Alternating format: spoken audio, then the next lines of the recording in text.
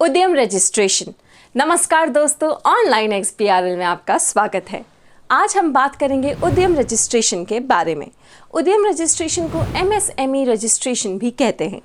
MSME मतलब micro small and medium enterprises, जो कि गवर्नमेंट ऑफ इंडिया ने इंट्रोड्यूस किया था through the agreement with micro small and medium enterprises development act 2006। इससे पहले इसे उद्योग आधार भी कहते थे, पर गवर्नमेंट ने 26 जून 2020 को एक नोटिफिकेशन द्वारा उद्योग आधार को उद्यम रजिस्ट्रेशन से रिप्लेस कर दिया।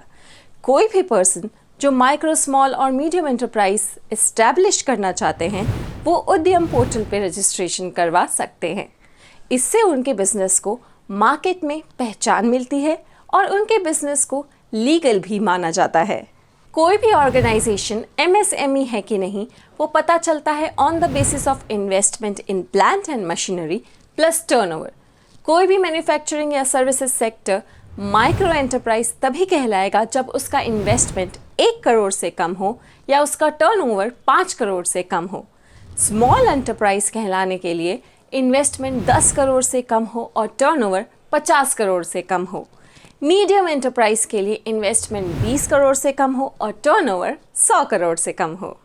उद्यम में रजिस्ट्रेशन करवाने के बहुत सारे बेनिफिट्स हैं, जैसे कि subsidies, low interest loans, collateral free loans, patent registration subsidy, ease in obtaining registrations, license and approvals and other benefits given by the government.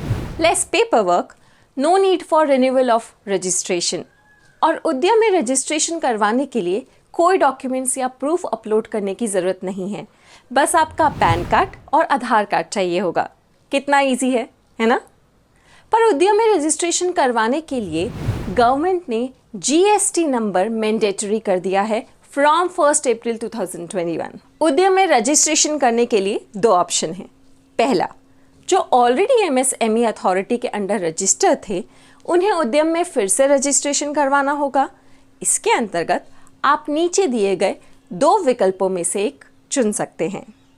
इसके बाद आपको अपना पुराना उद्योग आधार नंबर एंटर करना होगा और जो OTP आएगा उसे एंटर करके उद्यम रजिस्ट्रेशन फॉर्म को फिल करना होगा और आपका रजिस्ट्रेशन कंप्लीट।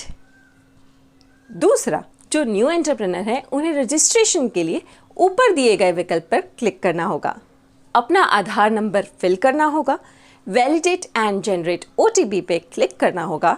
इसके बाद आपके आधार लिंक मोबाइल नंबर पे OTP आएगा, जिसको एंटर करने के बाद उद्यम का रजिस्ट्रेशन फॉर्म ओपन होगा। उसमें आपको अपना डिटेल्स एंटर करना है और सबमिट करना है और हो गया आपका उद्यम रजिस्ट्रेशन। रजिस्ट्रेशन के बाद आप अपना रजिस्ट्रेशन सर्टिफिकेट प्रिंट वेरीफाई पे क्लिक करके डाउनलोड कर सकते हैं। और ध्यान रहे, अगर रजिस्ट्रेशन करते टाइम आपने कोई भी फैक्ट्स छुपाने की कोशिश की है या फिर गलत फैक्ट्स बताए हैं तो आपको पेनल्टी देनी होगी। फर्स्ट टाइम के लिए up to 1000 rupees and second time या फिर सब्सिक्वेंट गलती के लिए minimum 1000 rupees and maximum 10,000 rupees की पेनल्टी भी हो सकती है, तो ध्यान रखिएगा। उद्यम रजिस्ट्रेशन से जुड़े हुए कुछ सवालों के जवाब देखते हैं। क्या एक इंडिविजुअल या बिजनेस 2 उद्यम रजिस्ट्रेशन ले सकता है? नहीं, एक बिजनेस सिर्फ एक ही रजिस्ट्रेशन ले सकता है और अगर वो ऑर्गेनाइजेशन एक से ज़्यादा एक्टिविटीज़ में इन्वॉल्व है या एक से ज़्यादा ब्रांचेस हैं तो भी सभी ब्रांचेस एंड एक्टिविटीज़ का एक ही उद्यम रजिस्ट्रेशन के अंडर आएगी। नंबर 2, उद्यम रजिस्ट्रेशन की सर्टिफिकेट की वैलिडिटी क्या है? एक्ट में या नोटिफिकेशन में कहीं भी वैलिडिटी पीरियड के बारे में कुछ नहीं दिया गया है, तो ये माना जा सकता है कि रजिस्ट्रेशन ऑर्गेनाइजेशन के एग्जिस्टेंस तक वैलिड है, इसे रिन्यूअल कराने की कोई ज़रूरत नहीं है। तीसरा, क्या उद्यम रजिस्ट्रेशन करवाने की कोई फ़ीस लगती है? नहीं, उद्यम में रजिस्ट्रेशन करवाने की कोई फ़ीस नहीं लगती है, क्योंकि अगर रजिस्ट्रेशन की फ़ीस लगेगी तो MSME के रजिस्ट्रेशन की भावना में कमी आएगी और इससे इस सेक्टर के फाइनेंशियल हेल्थ को भी प्रभावित हो सकती है।